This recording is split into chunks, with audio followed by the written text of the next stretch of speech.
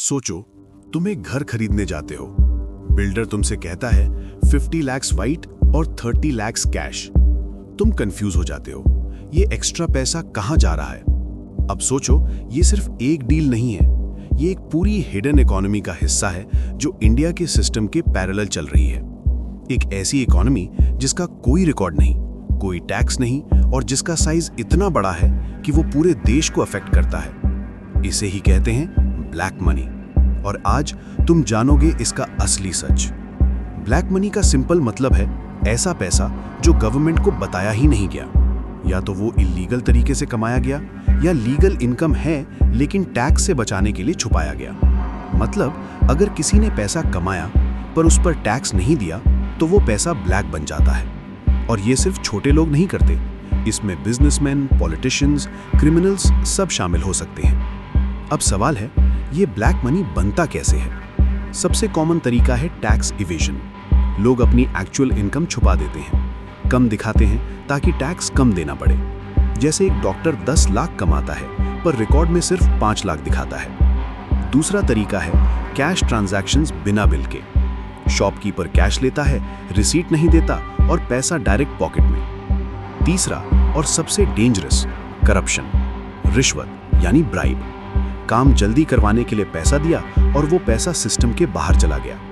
और फिर आते हैं इलीगल काम, स्मगलिंग, ड्रग्स, फ्रॉड। ये सब ब्लैक मनी के बड़े सोर्सेस हैं। लेकिन कहानी यहीं खत्म नहीं होती।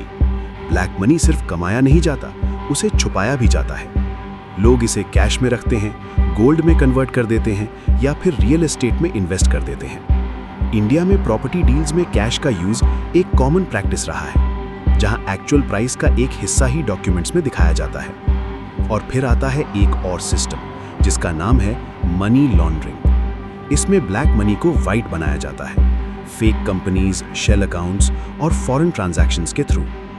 कई बार पैसा फॉरेन कंट्रीज के बैंक्स में भी छुपा दिया जाता है, जिसे हम टैक्स हेवंस कहते हैं।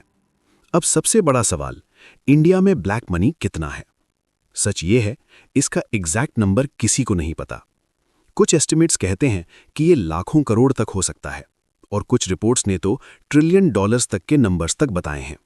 लेकिन एक्सपर्ट्स एक बात पर अग्री करते हैं, ब्लैक मनी इंडिया की इकोनॉमी का एक बड़ा हिस्सा है।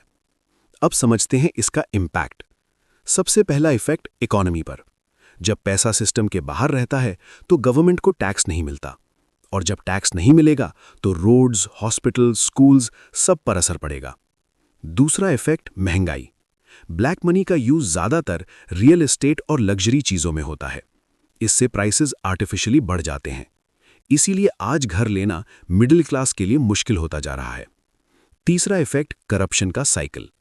जब लोग देखते हैं कि ब्लैक मनी से काम जल्दी होता है तो वो भी सिस्टम का हिस्सा बन जाते हैं और धीरे धीरे करप्शन नॉर्मल लगने लगता है। और सबसे डेंजरस इफेक्ट, इनइक्वालिटी। एक तरफ वो लोग हैं जो ऑनेस्टली टैक्स देते हैं और दूसरी तरफ वो लोग जो करोड़ों कमाकर भी कुछ नहीं देते। यहां से सिस्टम अनफेयर हो जाता है। अब सवाल है, गवर्नमेंट क्या कर रही है? इंडिया ने कई स्टेप्स लिए हैं, जैसे स्ट्रिक्ट टैक्स लॉज, बेनामी प्रॉपर्टीज पर एक्शन और डिजिटल पेमेंट्स को प्रमोट करना।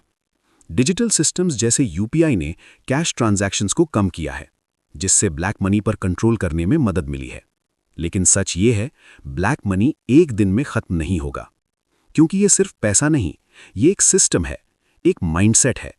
जब तक लोग टैक्स देने से बचना चाहेंगे, जब तक शॉर्टकट कल्चर रहेगा, तब तक ब्लैक मनी भी रहेगा। और शायद सबसे बड़ा सच ये है, ब्लैक मनी सिर्फ पॉलिटिशियंस या बिजनेसमैन का इशू नहीं है, ये हम सब से जुड़ा हुआ है।